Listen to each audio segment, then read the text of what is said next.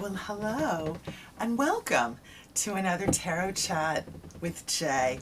It's so lovely to see you all today. I have a hashtag. It's called Tarot by Moonlight. I thought it would be very interesting to go through my collection and pull cards from different decks to represent different moon phases and the energy that they contained. The moon phases I'm working with today include dark, sliver, half, waxing, and full. Those really seem to me to incorporate the movement of the cycle and those energies. We start with the dark moon or the new moon. This card I pull from Divine Doors Oracle. It is a tiny pale moon in a tiny pale sky through a doorway. It's all illusion and mist. It's hard to tell, is this the sun or the moon? Is it here or not? Is it visible or invisible? It rides that liminality question and invites you to step into the cycle. From the new or dark moon, we move into the silver sliver of a moon. That little bit of sharp edge possibility, the Cheshire cat grin, the slight malicious unknown quality. We see here in Radley Valentine's Fairy Tarot cards that not is all quite as it seems. There's a sliver of moon in the sky. There's a fae playing an instrument by a lake. The lake reflects the reflection, the depth of water, the intensity of that inward lookingness. And this creature up top plays a lyre with sharp pointed crescents around a center, and below she plays a harp, tugging on heartstrings. I'm playing an entirely different tune, very subtle, very hard to see, but contained within this just slight revealing phase that we have. Another great card to represent this, if you can find yourself nose to nose with a copy, is from Shadowscapes Tarot.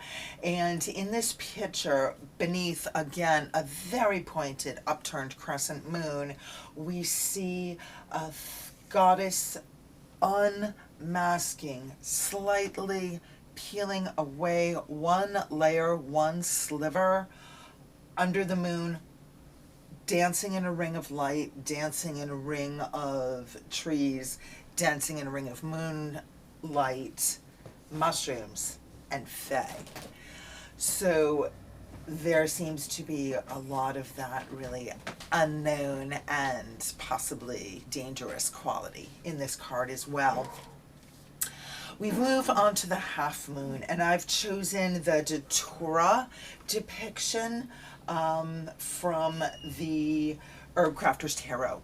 And this Datura blossom, baneful plant, is floating in water in a glass crystal bowl, and above is the beginning of the cycle, and below we see the continuation of the cycle. We see the waxing and the waning. We see the division, the light and dark. We see that even balance. We see that, it's not just this cycle that we click through, but the next month and the next into next year and the next into aeons in the distance, and you get this beautiful Fibonacci curve energy. In fact, I think it's very funny, but very often when I see this card, it looks to me like it's actually spinning, like actually it's in motion. That's a very interesting little effect it seems to have for me. Next, we move on to the waxing moon, and this is when possibilities are growing, and I'm choosing a card here from Tarot of the Mystic Moments. This is the light of illumination, where the questions we've been asking are ready to be answered. maybe not ready. The questions that we are asking need to be answered at this point. She's sitting in the full light of the moon. It is both the crescent and the 3/4 gibbous. It is the moon that's far away and incredibly close. It's combined with her so truly, so intellectually. Her little fox friend is here being very vocal, answering those questions, demanding those answers, saying, hey, pony up, it's time, let's go. This is where we're coming to fruition.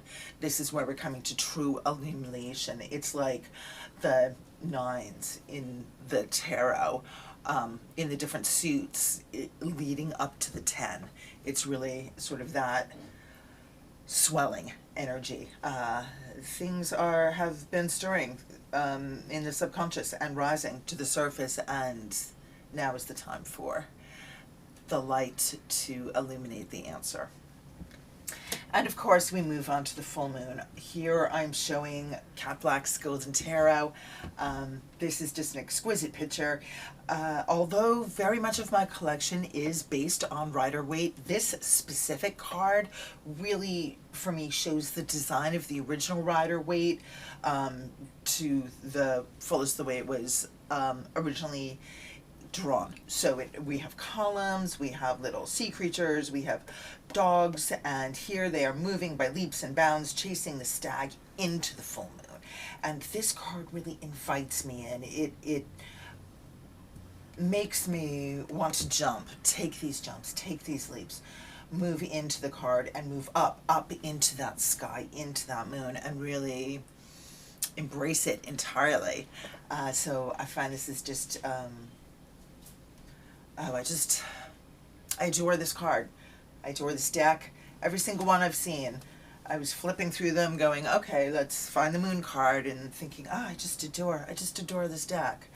So sometimes searching for one card in a deck is a great way to take a little tour guide from the whole thing. The last card, incidentally, that I'd like to talk about today is from Arthur Rackham, and this card depicts once again, after the full moon, we move into this waning energy. We move back to the cycle. We move back through that energy. And I love so much this card. It shows this ringed atmospheric moon tangled in treetops, and here in the springtime here in New England, the trees are just budding, so the branches are bare, and I can watch the moon behind them in all its phases, in all atmospheres, getting tangled in the trees, and I can see a way up the tree. I can see a way to the moon. I can see a way through the cards, and the cards help me see a way through reality, through both the physical and the metaphysical. So I wanted to say thank you very much for joining me today. If you'd like to join me in this hashtag, it's hashtag Tarot by Moonlight, and as usual, descriptors will be at the bottom in the descriptor area. Thank you.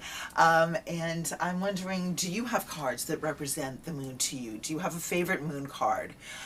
Do you have a different way to use moon cards, or things that call to you? Possibly different phases. It's your moonlight. So thank you so much for joining me, friends.